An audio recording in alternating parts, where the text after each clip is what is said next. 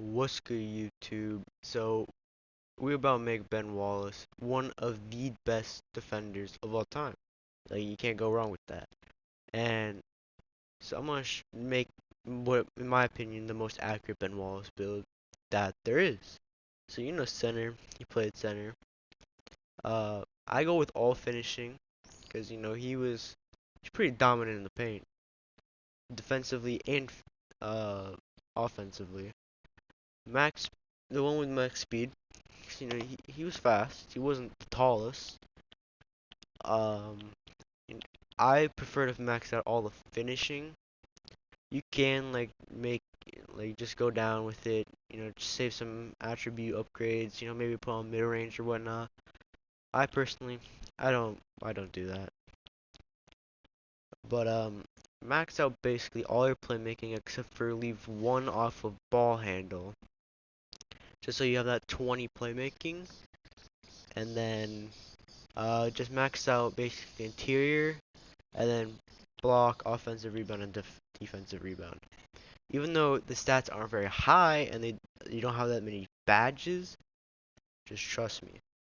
They he still can block every shot anyone puts up. Doesn't matter how tall they are, he will stop them 100%. I picked Define, looks the best. 6'9". So this is where you can get basically contact dunks, standing, driving, and get good hop step packages. 99.9 you can't get pro dribble moves. Even if you did make it to 51, it would only be 63, and you still can't make it to 70. But even though the defense did go down a bit, this is where it changes. You put them to 250, so your strength is 76, even though it may not be that high.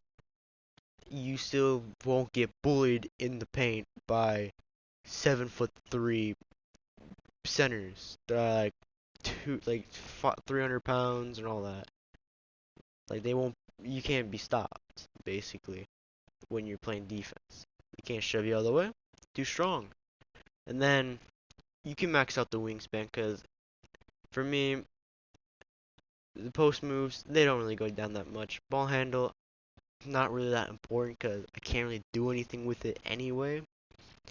Shooting, that's useless because he obviously can't shoot anyway. I don't know how I made him.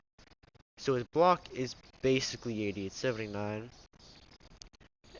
And then slashing takeover, just to get some dirty contact dunks. Now we're going through the batches I'd personally run on this build. So we're starting with finishing, contact finisher, giant slayer. You need those. If you played this game long enough, those are like one of the best finishing badges in the game. Slippery finisher, center's gonna be too tall, too slow to keep up with me, so I'm gonna slip right by him, get an easy bucket, drop stepper, overpowered hop steps. And you're gonna have good hop step packages. So basically overpowered. I personally run a back down punisher. You don't have to, but I'd use them against like rebounding wings, because they're small forwards. They're small enough to where I can back them down, even though they are lockdowns. I still can back them down and have pretty good success. But if you don't want to, you can run like acrobat, just run baseline reverse layups or something. Cause we all know baseline's pretty broken. Lob city finisher, get some easy rep in there, and then I pick and roller, cause if not, I'm too slow on transition to run off of a screen and get an easy like lob or something in the paint. My guy's like, he's just way too slow. And then put back boss, or you could do relentless finisher or something. That works. And then shooting, you got one, so it doesn't really matter what you put on. I'll put on green machine. Maybe I'll hit a fade eventually playing. With the 20 playmaking, quick first step, unplayable, needed. Quick first step, you gotta be explosive off your first step. Like, you have to be quick. Like, if not, the center is gonna be able to clamp you up. applicable, just in case, like, guys trying to, like, spam square on you or something when you're posting up or something. It's not gonna be so easy. Probably gonna be a foul. Post spin technician. With the insane finishing ability this build has, post spin technician, bro, you literally will score every time basically. The post spins, just literally abuse the post to your advantage. Needle threader, um, you can dot your teammates in the corner or something if you dragged everyone into the paint with you, and they can't steal it somehow. Bailout, if I'm doing a hop step, I can pass it to somebody instead of throwing it out of bounds like I normally do. Break starter, I can just quickly third it down court or whatnot.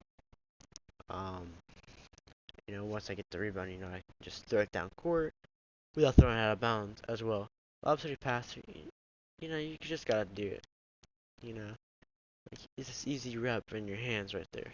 Unless if you don't have teammates that can catch lobs, you might want to take that off.